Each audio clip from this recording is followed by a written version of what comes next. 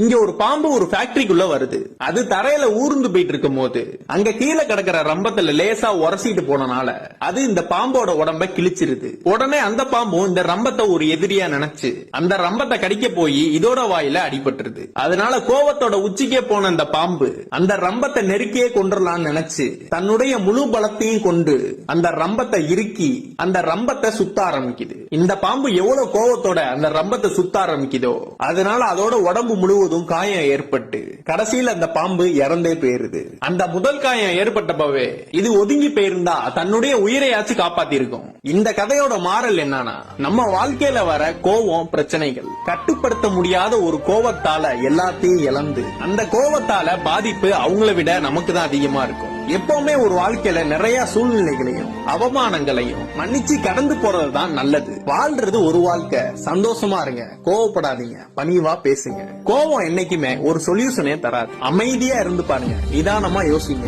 உங்க வாழ்க்கையும் நல்லா இருக்கும்.